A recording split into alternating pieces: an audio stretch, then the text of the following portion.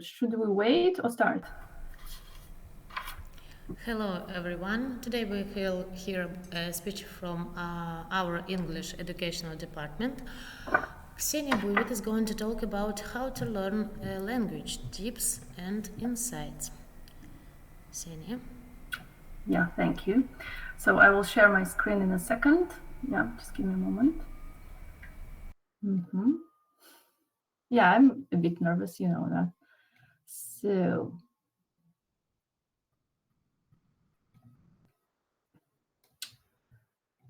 okay, can you see my screen?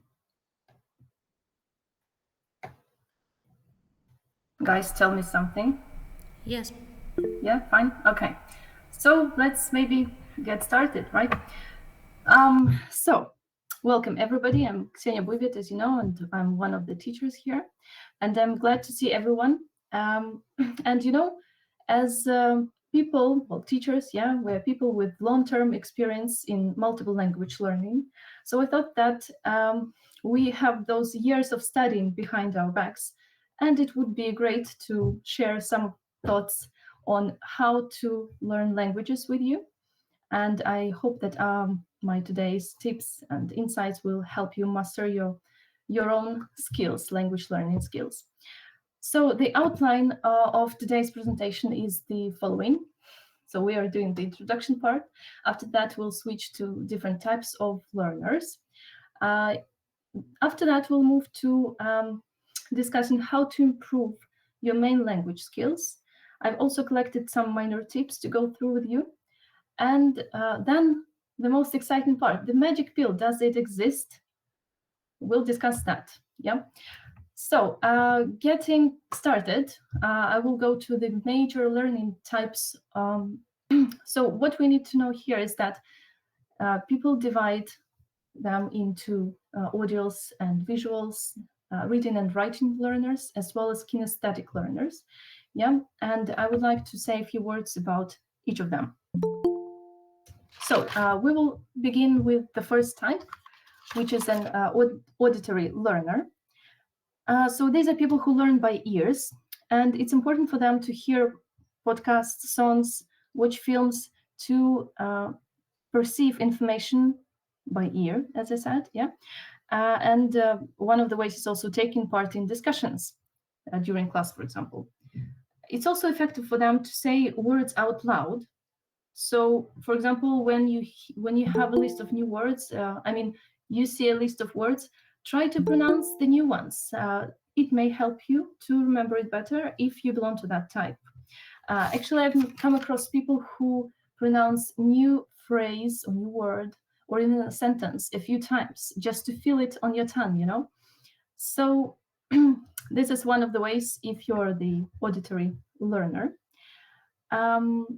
What else here? Oh yeah, and also it's nice for such people to hear something rather than read it.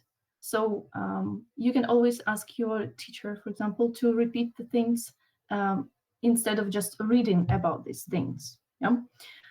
Okay. As for second type is the visual learner. I actually believe that I'm this kind, and if you're a visual learner, obviously you will best benefit from visual aids, not only printed out for you, but also created by yourself. If you have, for example, if you have to sort out words into columns during class and don't write the number or don't write just the letter, copy the whole word, yeah? Or instead of, let's say, if you need to match things, also you can write the whole word, for example. Also, such learners will benefit from the fact, from using diagrams or other kinds of, tables, visual aids with colored information. Yeah, or of course you can color it yourself. Some people enjoy that too, And this feeling. If you know this feeling, you belong to that type. For example, if I have this thing that I know where I wrote this word, it was on the top left corner of my notebook, that means you're a visual learner. Actually, when you make notes, you can also make use of this method that you see below. We have two words, slim and obese. So and they are written in a different manner. So I guess it's easy to understand which of these words means thin and which one means fat or overweight. So you see, even how you write it can characterize the word and help you to remember it better. So going to the third type, which is the reading or writing learner. Such people perceive information through written materials. They love reading text in silence, yeah, and when nothing distracts them. So sometimes such people find it hard to concentrate during class, for example, when everybody's speaking or the teacher is speaking and you have to read. Yeah, so that means you're more of this kind of learner. And for such learners, it's effective to make notes that so that you can run through them later at home in peace and quiet, and also do your homework, because that's exactly when nobody bothers you and you can focus on the material that you have in front of your eyes. The fourth type here is the kinesthetic learner. As the term from physics suggests, it's about taking action, it's about energy, yeah? So in terms of learning, it means that you absorb information when your body is involved. I mean, you absorb it better. So for such learners, if we talk about learning in general, they love experiments when they can check how something works. In terms of language learning, we can say that, of course, I don't say that you have to dance during class. Yeah, it would be interesting experiment, by the way. But you can definitely try at home via dancing, remembering words when you move. That would be fun. But actually in classroom, I mean that when you use flashcards, when you have something in your hands, different cutout materials, when you need to stand up and walk somewhere. That's the thing when kinesthetic energy is in place, and it will help you to remember the things better. So next time when your teacher asks you to stand up, change places, or move around and talk to everybody, so don't be shy, don't think it's stupid. It's just one more way of learning, and some people can really benefit from that. Maybe you should try it to do it at home also. Yeah, I mean, about movement and remembering things, or stretching your arms when you think fat. Yeah, so something like that. So to recap, yeah, I'd say that identifying your type can really help you benefit and use your learning superpower. If you can't tell the type you belong to, perhaps after today's class, you use some of these tips and check what kind of learner you are, and try to benefit from it. Yes, and use the things that will work for you best. So this part was more about theoretical types, yeah, digging into science.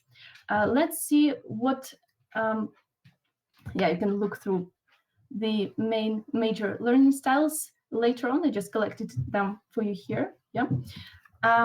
And main learning skills, these are the things that teachers usually work on. You see on the right 4 symbols. Yeah, we have listening, speaking, reading, and writing. These are the 4 things that teachers usually work with.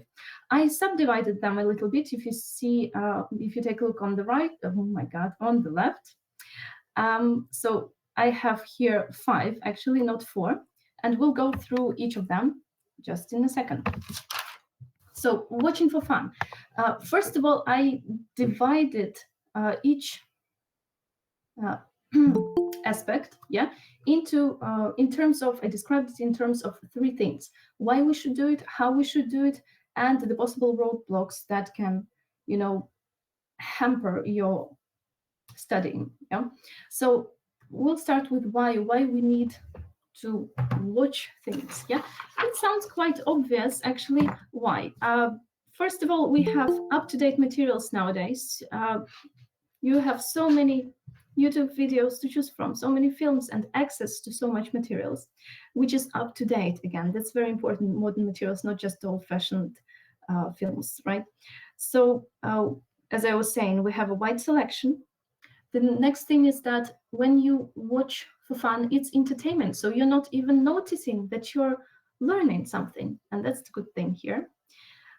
When you watch something, you hear how it is said. not only in terms of one separate word, but in terms of whole sentences. So you can check how the word is pronounced because it's not always possible in reading, for example. Yeah. Then, what I mean by situational is that you see how the phrase was used in context, and the situation helps you to understand, was the person happy or sad? Yeah, why he said it, or what do we say when somebody is ill? So you have context that will help you to remember the phrase. Next time somebody is ill, I will tell him get better. Yeah. And recycling information, it works for many aspects, not only for watching, but the idea is the following. So recycle.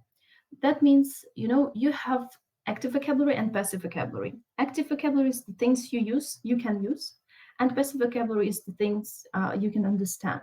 So talking about active vocabulary, you can't use all your active vocabulary in 1 hour of your class, right? So recycling the information you already know is essential. It's really important. And watching and reading and everything you do in English helps you to brush up, to refresh what you know, but you are not using actively. Yeah. So watching is one of the things you can do when you. Sorry, I lost my thought. So it's one of the things which I find really useful in learning when you recycle information in different ways. So how to do that? First of all, it should be enjoyable, obviously. Yeah. Then one more thing is that you can note down nice phrases that you come across while watching something. And when the next point is to rewind. What I mean by that is that when you watch something and you didn't hear it, you can always rewind it. And I actually recommend that you try to rewind and try to hear it. Um, there is one more thing you can do. For example, we have subtitles, of course, in most videos nowadays. So you can, for example, when you watch without subtitles, and by the way, guys, if you watch with subtitles, please watch with English subtitles, not Russian ones. I know there are different opinions, but I really oppose to Russian subtitles because when you watch that in Russian and listen in English, it confuses your brain, and actually it goes to just it ends up just reading the Russian words, and that's it. So you're not really using this method effectively. So about rewinding, let's imagine you're watching without subtitles. So you didn't understand some word, you can rewind it a few times. Even if you didn't get it, you switch on subtitles to check the word, and then rewind it without subtitles again to watch to hear this word, to help your ears, settle this information in your brain. Next point is reading the script and rewatching. This is one of the methods that somebody recommended to me. So what happens here? If we take, for example, a 20-minute episode of Friends, for example, you can watch it.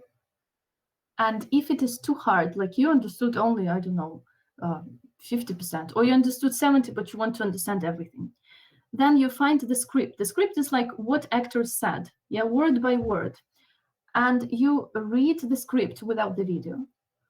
After that, you underline and check the words you didn't know. So you can translate them or check the meaning, doesn't matter, And then you put your script aside and rewatch the episode again, and you will see how well you will understand it the second time. Because, one of the problems with understanding speech by ear is that you don't, one of the biggest roadblocks is that you don't know the word. That's why you didn't understand what the person said. So if you know all the words, you will just have to hear them without much thinking. That means if you read the script and check the words, it will make it easier for you to understand what was said. Okay, it's like it creates an auditory image of the word in your head rather than just visual. When you just know how it's spelled, how it's written. So it's a little bit different skill here. And yeah, about copy and intonation, that's also the fun part here. When I was at university, I had a fellow student, and we used to watch How I Met Your Mother. And she was a very emotional girl. And when we heard some nice phrase with a lot of emotion, actually, like, no way, or you must be kidding me, I'll kill you. We just copied this phrase, we repeated this phrase with the same intonation. And that's like one of the methods how you can work on your intonation and on your sounds without teacher, without any guidance. You just, and you just copy it, yes, after native speakers. And that's also fun, guys. You should definitely try that. As for possible roadblocks, yeah, here, of course, one of the typical problems are accents, yeah, which is difficult to deal with only if you really hear it, like listen to that for a long time. Yeah, you can get through the accent. The speed is also a problem, usually with watching things. Yeah, the topic can be difficult. So in order to avoid that, just switch to the things which are pleasant for you, because which you are capable of understanding. Because if it is too hard, you will not enjoy it, and if you don't enjoy it, you make it harder for yourself to learn. Because you will see that in most cases, I'm talking about enjoyment here in different aspects, yeah, like watching, reading, listening. You should really, it shouldn't be too hard.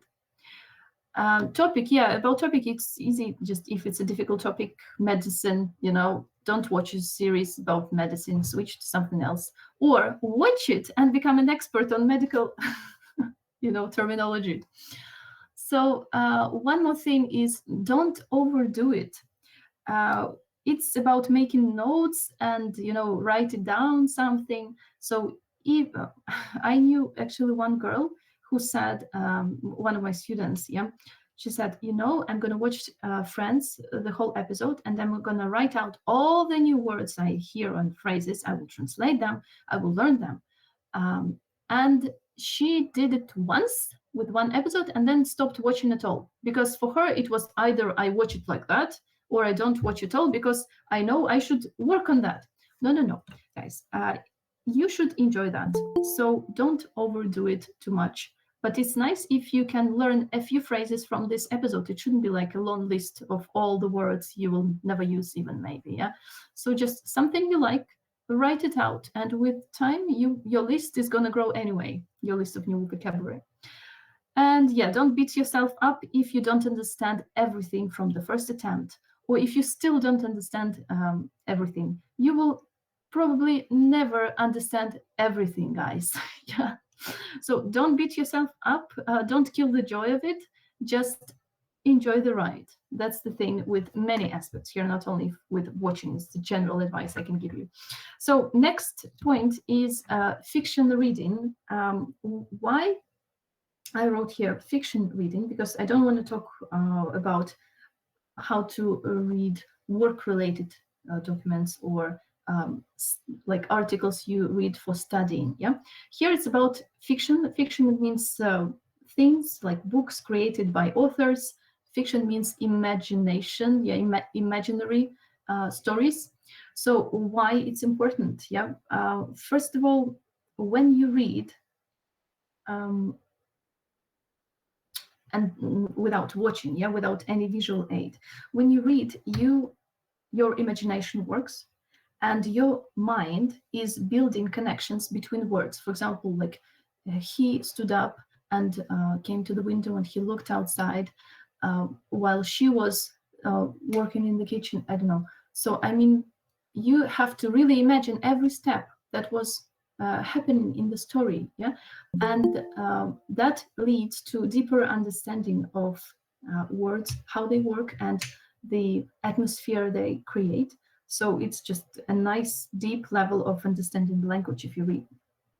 Then again, it recycles vocabulary, what I mentioned before.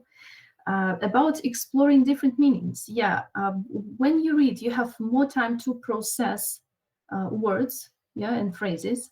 So when, unlike watching and listening. So you can stop at any time and take a moment to think. And talking about different meanings, for example, let's take the word bitter. Yeah, like this coffee is bitter if you don't put sugar in it. You know the word bitter, yeah? But when you read, you come across, for example, a phrase, and that was the bitter truth. And you understand that bitter, aha, it can be used in this context. So it gives you time reading, yeah. It's not that fast, so it gives you time to process and think about different meanings of words in it. So next point, yeah, if you work in front of a laptop, obviously you can rest from screen if you read paper books. I actually have an ebook, which is very comfortable on my eyes. It doesn't hurt them at all. I believe at least, yeah, because I relax when I read. So I don't believe that you can be as relaxed as that when you read from the screen of your laptop, yeah. But anyways, of course, you can read from any kind of device. If you read, that's already good, yeah. But I would advise you to try reading paper books instead. And yes, electronic dictionary. So my ebook has a built-in dictionary, and it's very convenient when you can quickly check the word without, losing time or wasting time on, yeah, I need to Google it, or I need to open a dictionary on my laptop. Okay, so you can quickly check the word, and it's very convenient, and it doesn't kill the joy again because you have this fast access to the dictionary. And yeah, it is fun. Some people love reading. So for me, for example, it's entertaining and it's relaxing. So that's why I read. Maybe you read for the same reason. So why to read? Because it entertains and relaxes you. How to do that? Again, we have the word enjoyable here, of course. So if you open Hemingway, for example, for me, this style, his style, didn't click with me at all. Some people say he has this man style in him. So I just don't read him anymore because I don't enjoy it. So the idea is that you have to find the book that you will enjoy, the style that you will enjoy exactly, not just the book. How to choose a book? So one new word in 5 lines. I've heard about that, and I believe it has really has sense. That you just open the book. Yeah, how to check if it it's not like to avoid choosing the wrong book in terms of difficulty. So you open the book and start reading it. Yeah, if you have one new word in 5 lines, that means it's a good book for you. If you have too many new words, guys, you will not enjoy it. And fiction reading is for entertainment and fun. So it's not about sitting with the dictionary and checking every word. It will not make sense. Yeah. So better to choose the book that you will be able to understand, and it will help you to benefit from that method. Next point is, yeah, make notes. Again, you don't have to overdo it and write out every word, but it's nice if you can make a few notes, like one new word on one page or something, yeah, or a nice phrase, a nice collocation. And yes, don't check all the new words, guys. In order to, again, not to kill your joy, it will not make sense, and it's not how it should be done. Don't do that. In order to avoid this difficulty, you can, if original books, non-adapted books are too difficult, you can choose an adapted one.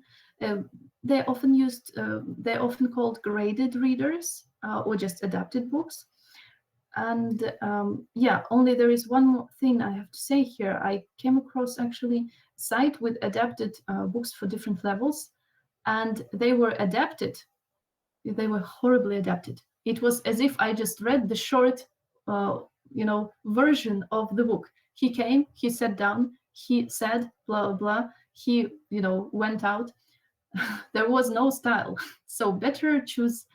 Like you can buy a book, I guess. You can take a book from our Inteksoft library, by the way, and paper book and read it. They're all graded there. Okay, and fiction reading in terms of roadblocks, yes.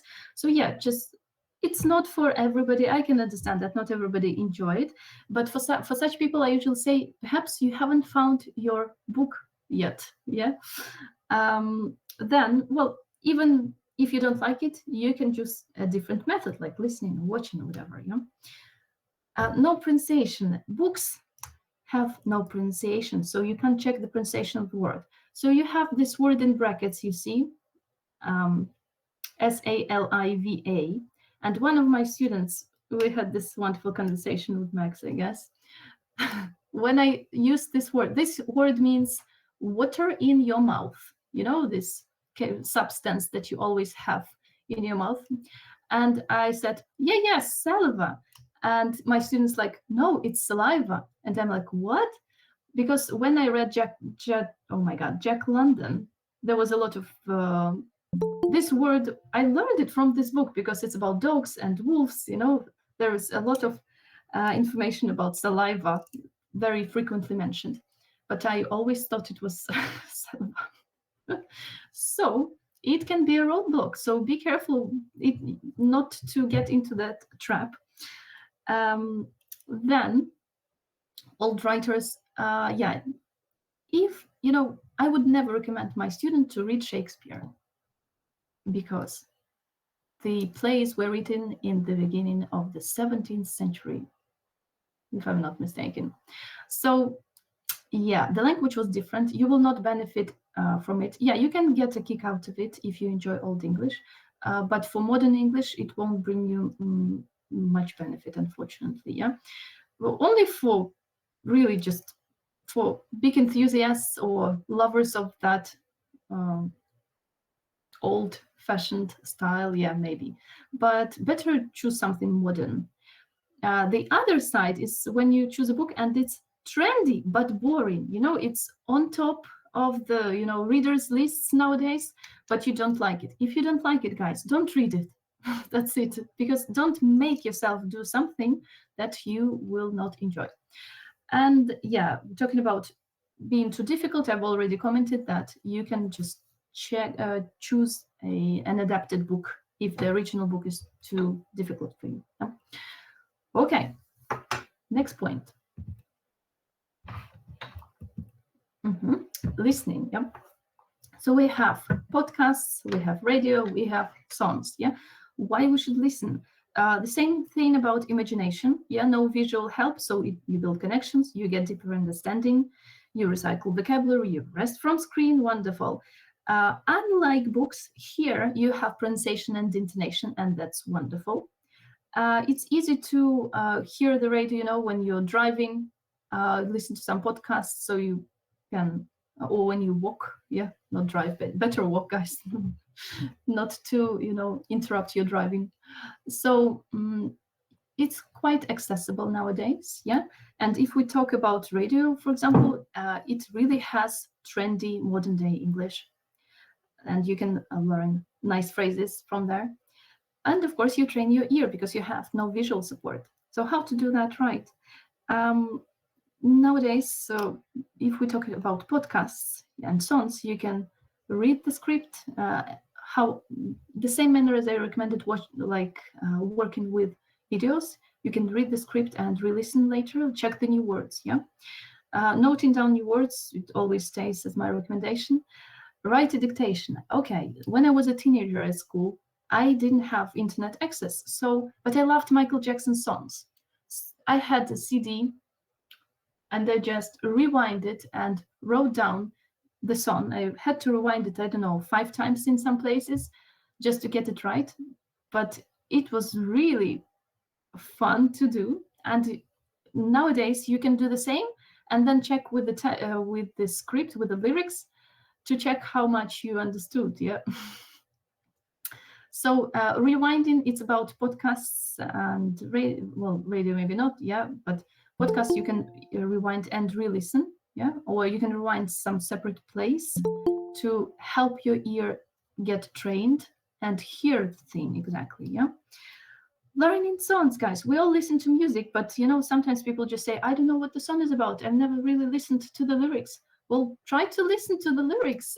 If you learn the song, you will definitely know what it's about. Okay, you're likely to know what it's about. And when you learn the song, you also learn the pronunciation and intonation. You learn nice vocabulary. and you just get joy out of seeing it later.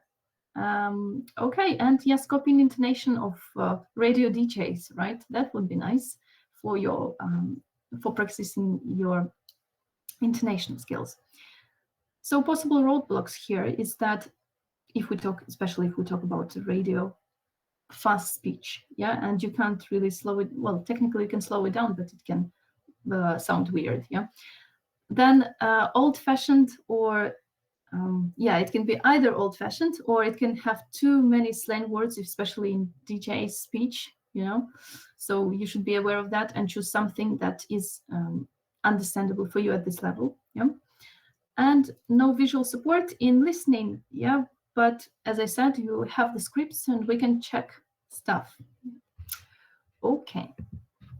Work-related writing. So why I have here work-related? Because you all have to write emails and texts here, so it is a necessary work skill anyway. And it prepares you for oral communication because it gives you time to plan before you say it. Yeah? So how to do that correctly, how to improve that skill. If we talk about emails or text messages, it's nice if you can Google some nice examples, or you can just copy how your counterpart writes text. I mean, the receiver of your messages, he also sends you messages. So if you copy him or her, if you learn from your partner's emails, it will also help you, yeah, to make your own texts and emails better. Then if we talk about emails, they have a structure, and without it, you may sound rude, or the message can be unclear. I mean, the message of the email itself. So you should be aware of this structure. You can ask your teacher here for help. You can copy your native speaker that you're writing to, for example, yeah, or a foreigner, or just check it out online. Yeah, how emails should be built. And talking about translations, yes, I know that some people translate just the word, but words have different meanings. So when you want to better translate a phrase, there are different, sites or dictionaries which give you the, not word by word. Well, okay, they can give you a word with different meanings, and you can choose the meaning that you need, or they can give you the whole phrase, like a collocation. And one more thing is always reread the email before you send it. I know you know it, but just in case somebody forgot that, it's really important, yeah, because you can't change them. As for possible roadblocks, so yeah, about Google Translate, I already mentioned, yeah, don't translate one word. That's why I sometimes say that I don't like Google Translate, because it translates, if you Google only one word, it may be the wrong word. Then rereading emails before sending, yeah, be careful with that you can't edit them, and not knowing the style. Well, here you have to preserve some balance between formal and informal style. You know, when you start getting, when you send the first message to your to a foreigner, I mean in English, let's say, yeah, you should be formal for sure, but after that you can change the style to semi-formal, but only if the other part is changing that. Yeah, so if you still get message like hello or dear, don't say hi. That's the thing. So not knowing the style can lead to some misunderstanding, or can even offend somebody, so be careful with that. Yeah, it's okay to switch, but don't be careful if you want to switch the first. Better switch after your counterpart has done that. Okay, next step is about notes. And I actually believe that handwritten notes are more useful. I've believed that for a long time, and I've found some proof even of that. So handwriting forces your brain to mentally engage with the information. And also it improves your literacy, guys, and comprehension. But actually, here it's more about the brain. well, as you see, they've had some research, and they found out that participants could retain information better if they hand wrote that. Yeah.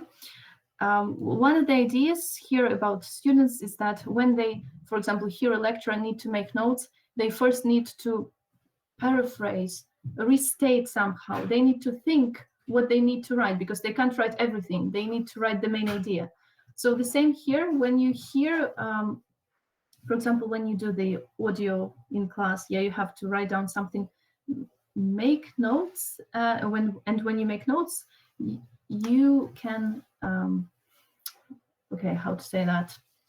I mean, it's nice when you make notes, when you listen to something, yeah, and better make them handwritten. Well, scientists say that, and I believe in that, and it's also sometimes a pleasure to write it.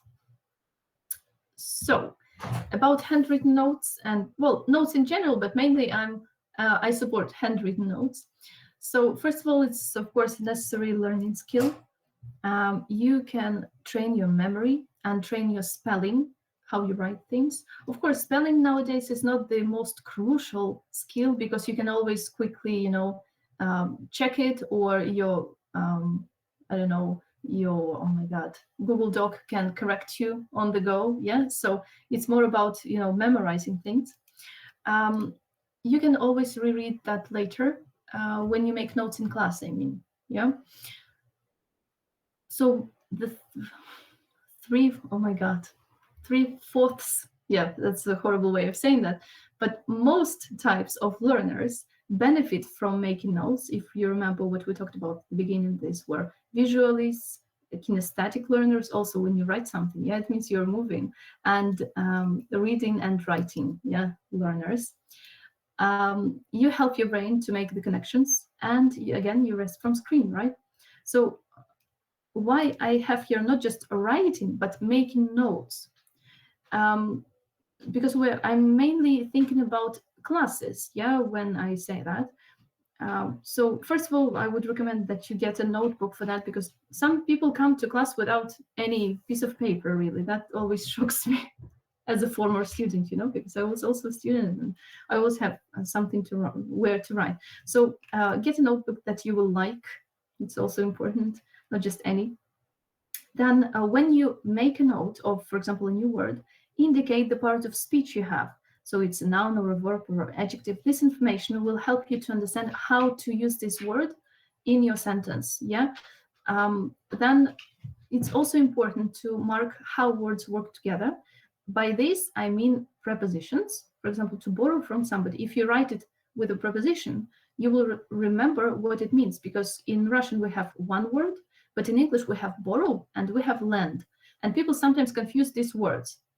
Which is which? Lend money to somebody and borrow money from somebody. So if you write borrow from, you will remember that it's like you take the money, yeah, you borrow from somebody.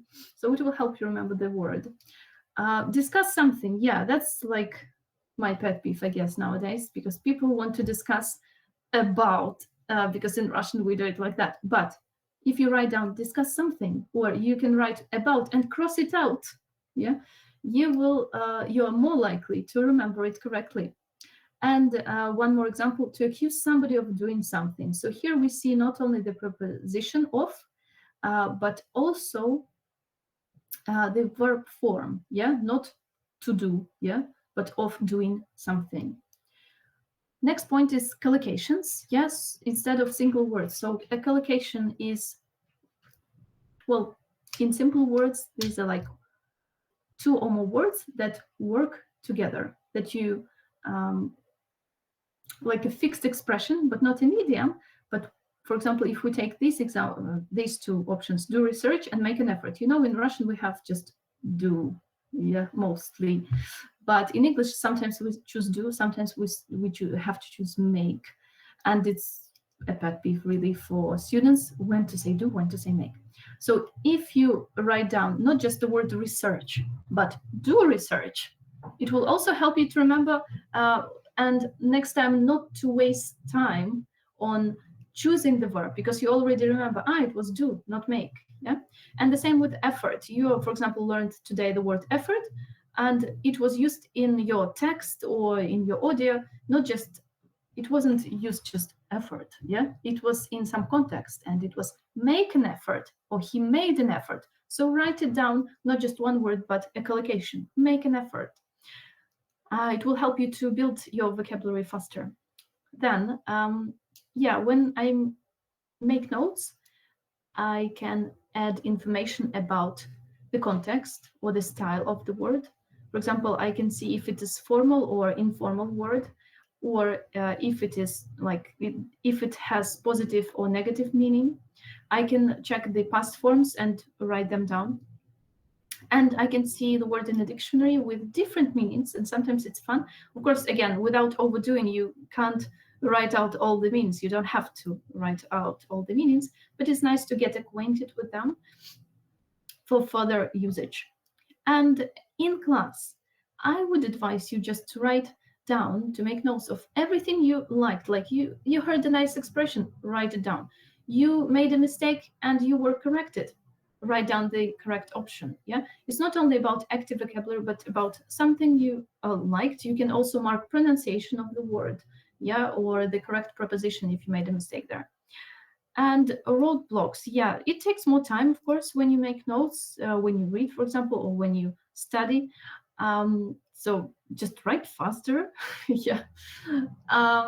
These notes are not always with you, yeah, because they're paper. If we talk about paper notes, so you can't use them all the time, but I don't think it's going to be a big deal.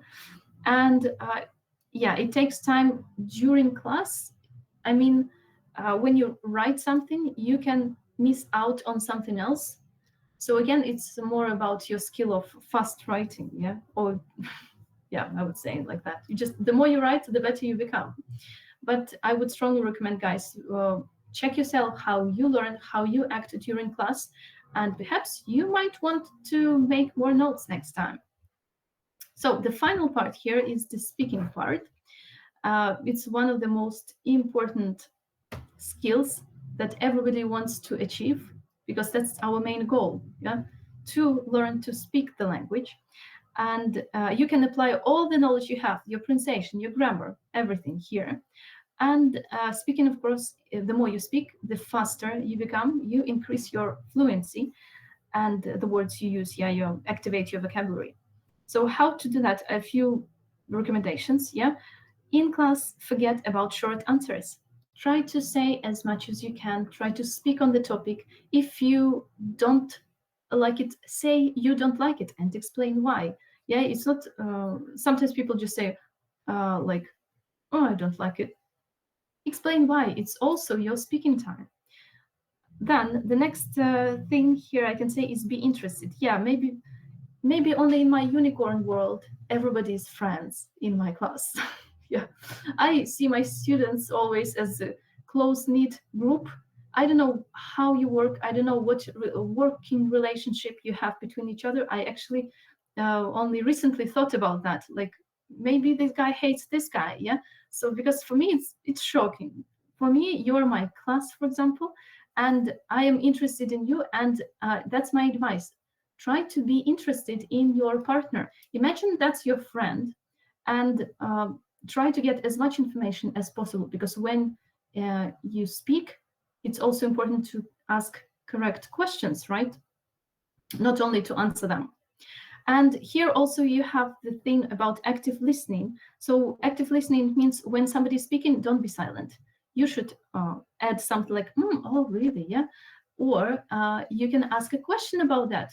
Yeah, I went there. Where did you go? Who with? Yeah.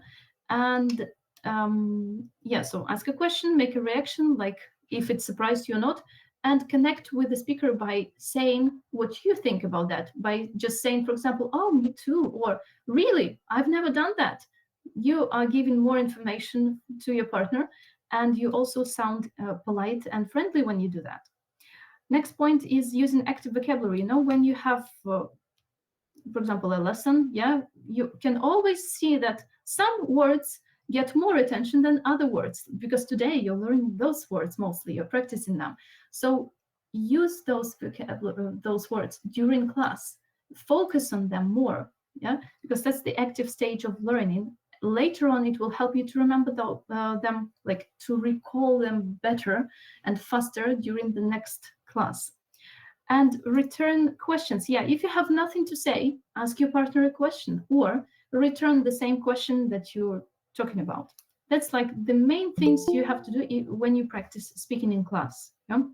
And of course, the main idea here, how, yeah, just speak as much as you can with as many people as you can outside class too, I mean.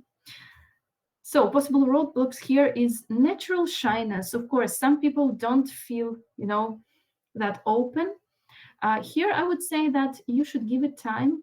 You should get to know people and just don't beat yourself up again. Yeah, just try to relax and give it time. With time, you will become more friendly with your group mates, for example, and you will feel that you can open up more. So just, I've seen many people who tell me like, "Oh no, I'm so shy. I don't want to talk about it." And you just give it time. Yeah. Boring topic. Well, if you find the topic is horrible today in your class, well, you can't do much about it, but you should remember that it's not forever, first of all. Next time it will be something different. And secondly, yeah, if you have a good imagination, you can pretend that you like it, or you can express your distaste, your dislike on the topic. Why not? Sometimes I have this feeling that people, if I say something, people think I agree with that. No, I just give you a topic that you can discuss, and I invite both positive and negative opinions on that. So then next one is reaction. Yeah, when you speak, the difficulty is that you should react fast and understand everything quickly. Well, here, just practice makes perfect. The more you do, the better you become. Remember that.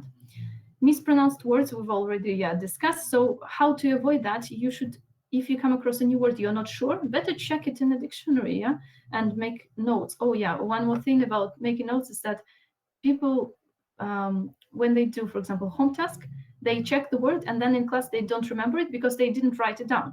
So every time you see a new word and you already spent time on checking it in a dictionary, write it down, guys. It really helps you to remember better. Thinking, oh yeah, not enough vocabulary, yeah? So if you feel that your vocabulary is quite limited, try to use simple words, yeah? And if you don't like that you always say, I like it, write it down, make a note, yeah, that you wanna work with that. And when you come home, for example, you just Google, or during class, by the way, also some people do that, you just Google synonyms of the word like, yeah? And you will see, oh, I'm fond of, or I'm keen, or I'm really into that. I get a kick out of it. There are many options how you can say that and how you can improve your vocabulary by, making it more sophisticated, yeah, cooler, let's say. So thinking in Russian. When we think, we are really, you are all are great Russian speakers, and that can sometimes be the problem, exactly, because at a low level, exactly at low levels, that's the typical problem. Your thinking is too difficult to translate with the tools you have at A1, A2 level, for example, and at B1 sometimes, yeah. So if you think in Russian, you can complicate your life. Yeah, it can complicate your life. So in such cases, I recommend that you break your difficult Russian construction, into simple English one. Yeah, and after that, you can work on that and find better ways of saying that. Yeah, if you couldn't react in class, for example, very fast. And also, you can learn some nice expressions from the audio and from video. That's why I say make notes, and not just one word, like a collocation, yeah? Like live up to expectations. That's a nice phrase that you don't really hear in English. Oh, sorry, in Russian, yeah? It's already made for you in English, so why not use it? Okay, I guess we can move on to minor tips that I have collected for you here.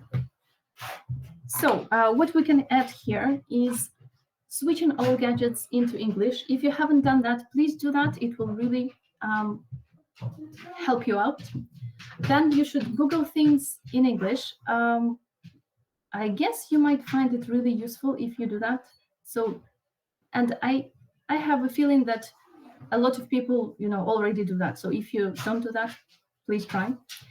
Then improving your tech skills in English. Also, I guess most of you do that when you have to look up some term or look up some information, work-related information. Of course, I would recommend that you do that in English and stop using Russian at all. Then refrain from using Russian in class. Here, what I mean is that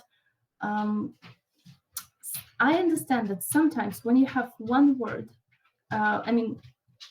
when you don't understand the word, the teacher tried to explain you like this, like that, nothing helps. It's okay to use a Russian translation to clarify if you understood it or not. Or, for example, the teacher can translate it to you, yeah? Like writing on the board or just saying it.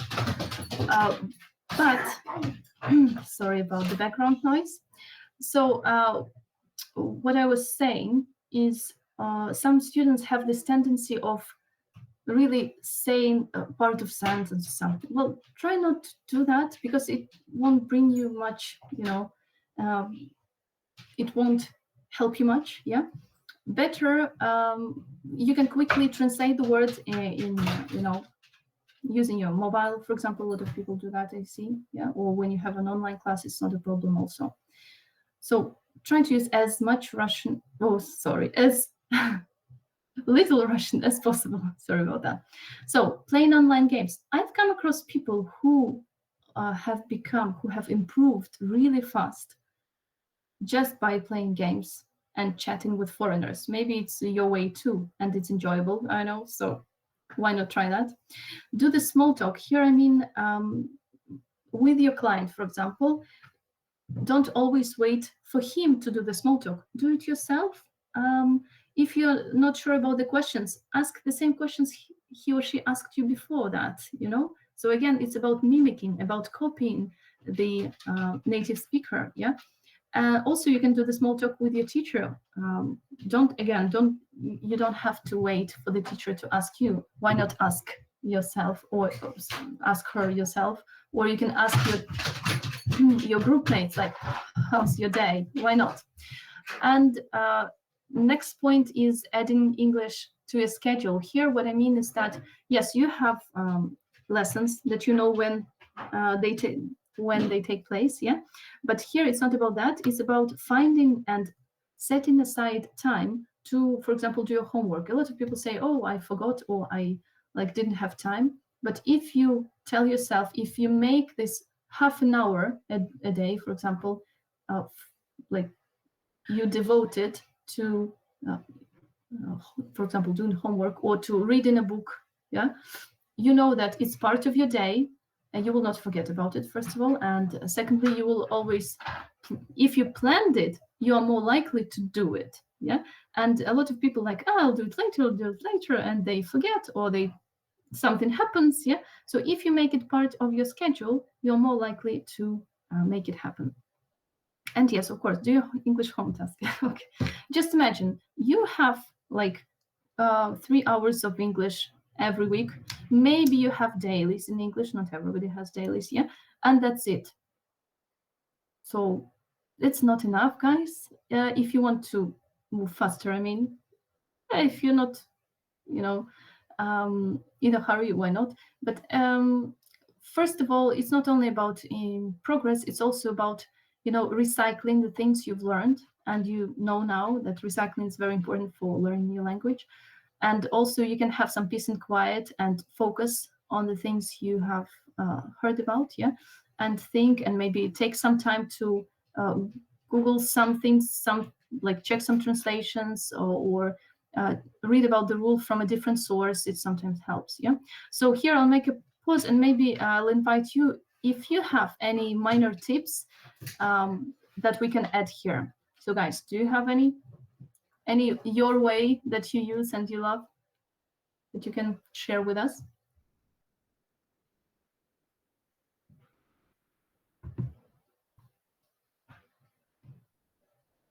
That was a long speech, but nobody wants to. Um, no call, no really, no ideas, guys.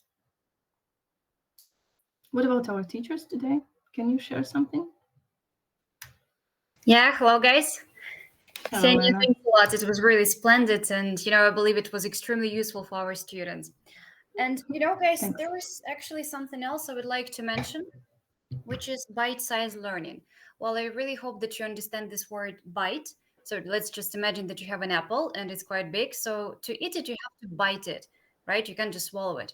And I guess that it's the same about our educational process. You just have to, break it into small parts. Let's imagine that you have like 20 words to revise or to learn while we tell. And we understand that revising it in just one sitting, it's like really too difficult. So it's practically impossible. That's why you can just break it into smaller chunks, like, for example, 5 or 10 words every day. And you can spend only 30 minutes. And guys, actually, scientists say that when you learn something for 2 hours, but you do it once a week, it's actually less productive. And your results will be, well, definitely you will have good results, but they will be worse than doing something for 30 minutes, but every day. That's why you see, guys, that here we have these two elements. First of all, it doesn't take you much time. Come on, like just really 30 minutes. And secondly, well, yeah, you practice it every day. And actually, Ksenia, you have already mentioned it, that when you just have English classes twice a week, it's definitely not enough. So you have to have this practice every day. So this is my tip, guys. I hope you'll take it into consideration. Thank you, Anna. Thanks a lot for that. Anyone else who'd like to pitch in?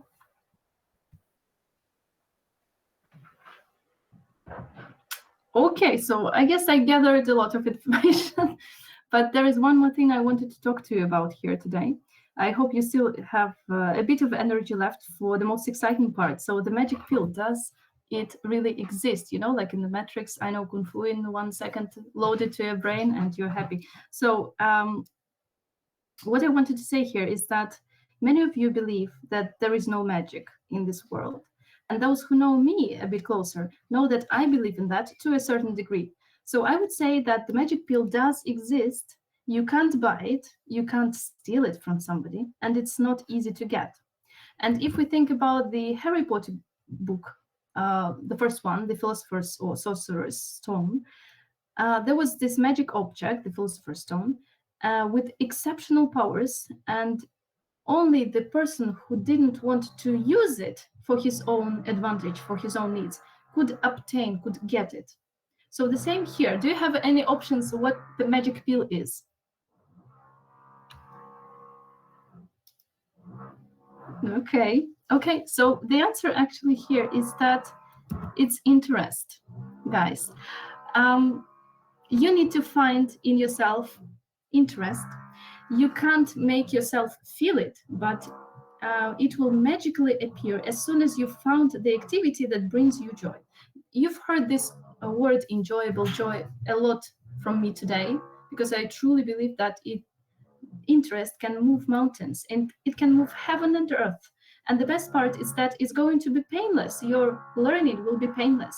You will love going through dictionary in search of the word.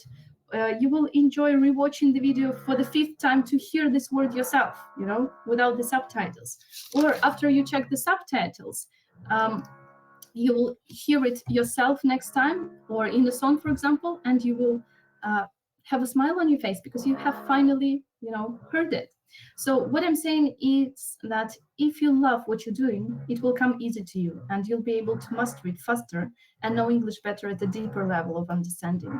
I'm not saying that you're doomed if you don't like learning or if you don't like English. You will be able to know it, but it will take you longer, and you may not enjoy the ride as much as the English lovers do. So you can't buy it. You can't have the teacher load it into your brain like Kung Fu. Yeah, you can't make the horse drink if it doesn't want to drink, as they say. So find the things you love and focus on them. Master them first of all. So a few final tips, like how to get to find your pleasure in learning. So you see, we have 3 options here: materials, the process, or the outcome. So materials you can enjoy, you need to find the blogger you love, or your favorite author, or the celebrities you can follow on Instagram, or some funny memes, hot topics for discussion. You can enjoy the process itself of making notes, or singing to yourself or in the class, playing games online or board games, chatting online, or maybe the teaching style will click with you and you will enjoy your classes just because because of the teacher, for example. Yeah, the outcome is that it can be for some people it means finally getting to the next level, but for others it means using the active word correctly the next time. Yeah, like feeling when you really need to use, oh, I'm glad you could make it, guys, this phrase that we studied. So do you have any other ideas or any questions? I'll be happy to answer them.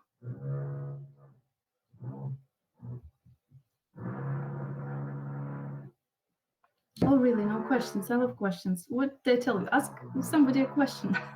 Yes, yeah, hi. I have a question. Could you recommend some film or some book for For starting what? Reading or watching in English? So when I talked about books, yeah, I told you you should choose, first of all, the writer that you will enjoy, and it should be accessible, like it should be understandable, the language and the vocabulary that it's used, and I told you how to choose it. So it's actually kind of personal thing. You just start reading a book. If you like it, you will continue reading it. If you find it difficult, you will stop it. As for me, in my experience, okay, it depends what you love in general. Yeah, what kind of style you love. There is no like one answer here, but we can talk about that later on with you, Anna. Yeah. As for series, I usually recommend Friends. Really, like it's one of the best TV series in my opinion in the world, and it's, although it was made in the 90s, it is still up to date with the language, and it's very emotional and it's funny, so it's entertaining definitely, and you can't but hate it. I think a lot of people love this TV series. It's in the top 10, I guess, for me.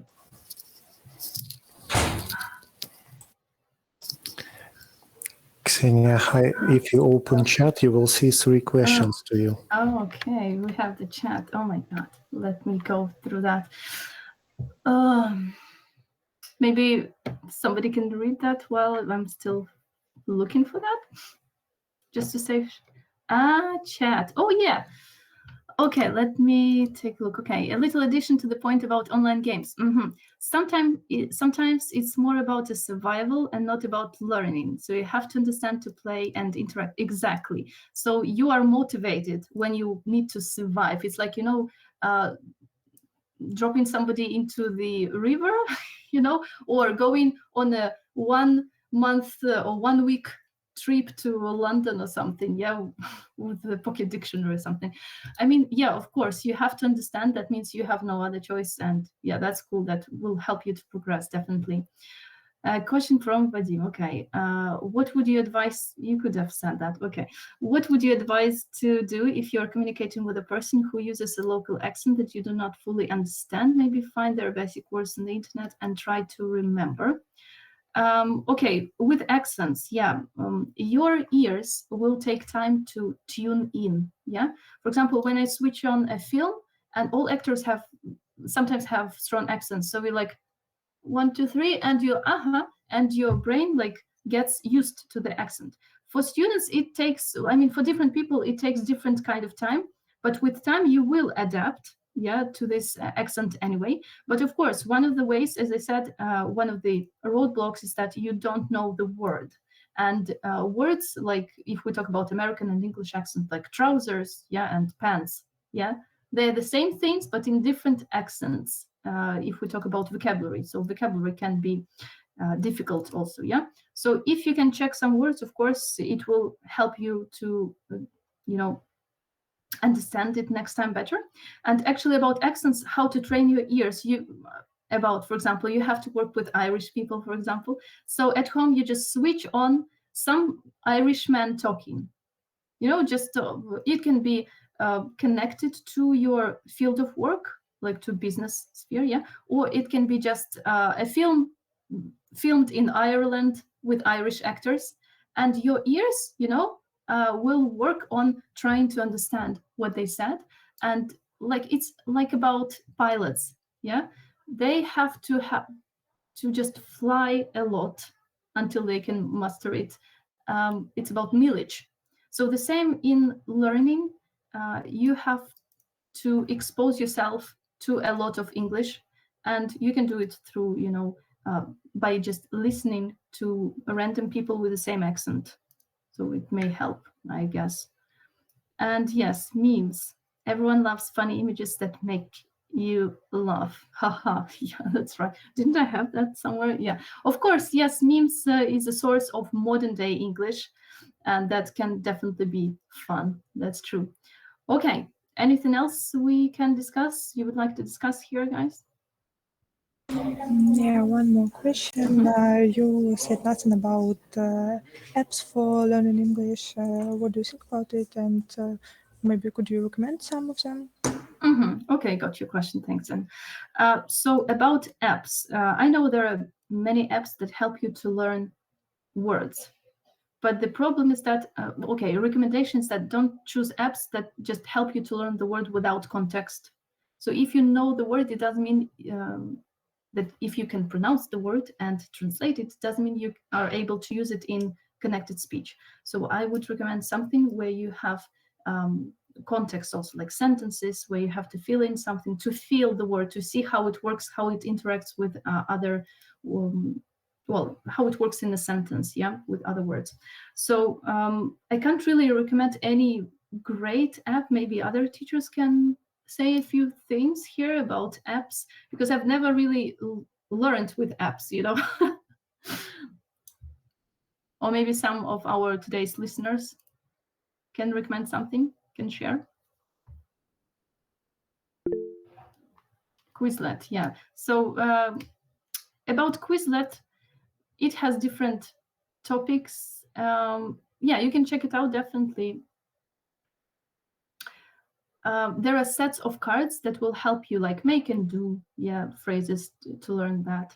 But again, apps are only good for, mostly are good for learning vocabulary, but it's not usually connected. If you can find an app that can connect to that also, that would be nice. So at least it's my opinion. So guys, if you use anything else, you can leave that in the comments. Yeah. Okay.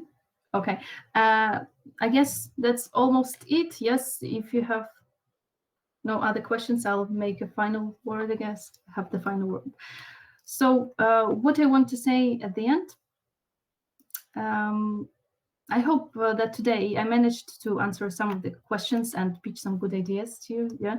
And I would really want to say that I'm happy that you found time today, Tuesday, 5 o'clock, to spend this hour with us. So that means you're already interested in learning, in improving your skills. And the same, thank you, Max. And the same for people who are going to watch it later, maybe, yeah? So I wish everyone to experience this joy of learning and find their magic pill and enjoy the ride. So see you in class. See you around. Thank you. Ksenia, thank you for your speech. Thank you everyone for coming. And have a great evening. Bye. You too, Victoria. Bye-bye, guys.